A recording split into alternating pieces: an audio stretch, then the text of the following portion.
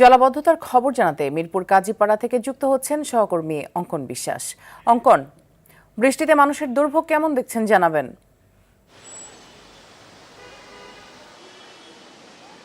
মিতু, ধন্যবাদ আপনাকে। আপনি যেমনটা জানেন যে গত কয়েকদিন ধরেই কিন্তু মৌসুমী বায়ুর প্রভাবে আমরা ভারী বর্ষণ লক্ষ্য করেছি ঢাকা এবং আশেপাশের এরিয়াতে, এবং এরই ধারাবাহিকতায় কিন্তু আমরা দেখেছি আজ সকালের ভারী বর্ষণের কারণে কিন্তু ঢাকা এবং আশেপাশের বিভিন্ন এলাকায় কিন্তু জলাবদ্ধতার সৃষ্টি হয়েছে। যেমনটা আপনি দেখছেন যে আমি এই মুহূর্তে আছি রাজধানীর মিরপুরের কাজীপাড়া এলাকায়। এখানেও কিন্তু বর্ষার কারণে তীব্র জলাবদ্ধতার সৃষ্টি হয়েছে এবং সকাল থেকেই কিন্তু আমরা দেখেছি এই এলাকায় ভারী বর্ষণের সৃষ্টি হয়েছে এবং তাতে কিন্তু সাধারণ মানুষের যে জীবন সেটা কিন্তু স্থবির হয়ে পড়েছে।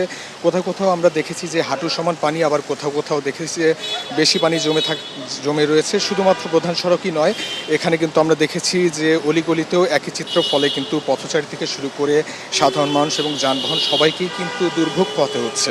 আজ যেহেতু সাপ্তাহিক ছুটির দিন, তাই অন্যান্য দিনের তুলনায় কিন্তু মানুষের চাপ কিছুটা কম, কিন্তু তারপরে কিন্তু যাদের জরুরি কাজে বের হতে হয়েছে তাদের কিন্তু অনেকেই বৃষ্টিকে মাথায় রেখেই কিন্তু গন্তব্যের উদ্দেশ্যে রওনা হতে আমরা দেখেছি। কেউ কেউ ছাতা হাতে এখানে হাঁটছেন, কেউ আবার রেইনকোট পরে বেরিয়েছেন, আবার অনেকেই হেঁটে বেরোচ্ছেন এবং তাদের দুর্ভোগ কিন্তু সবচেয়ে বেশি।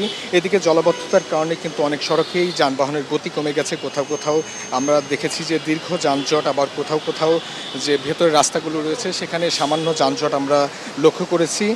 অন্যদিকে অনেক মোটরসাইকেল এবং ব্যক্তিগত গাড়িও কিন্তু পানির মধ্যে ধীরগতিতে চলছে এবং কিছু কিছু জায়গায় আমরা এটাও লক্ষ্য করেছি যে গাড়ি উল্টে যাওয়ার ঘটনাও কিন্তু এখানে ঘটেছে।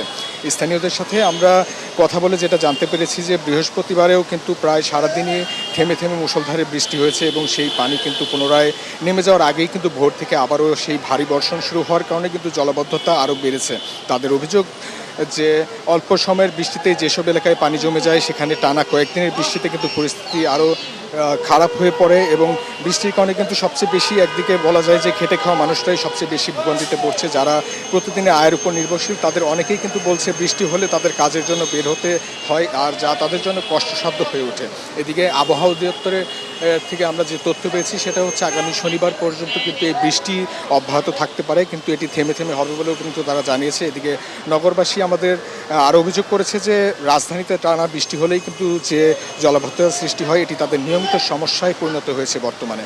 ড্রেনেজ ব্যবস্থা এবং সীমাবদ্ধতা, পানি নিষ্কাশনের ধীরগতি এবং নিচু এলাকায় পানি জমে থাকার কারণে কিন্তু প্রতিনিয়ত সাধারণ মানুষকে এই ভোগান্তি পোহাতে হচ্ছে। সব মিলিয়ে টানা বৃষ্টিতে, যদি আপনাকে একটু বলি, সব মিলিয়ে টানা বৃষ্টিতে কিন্তু সাধারণ মানুষের জীবনে খুব বাজে একটি প্রভাব পড়েছে এবং এই বৃষ্টি যদি সামনে আরও অব্যাহত থাকে তাহলে ধন্যবাদ আপনাকে আমাদের সাথে যুক্ত হবার জন্য।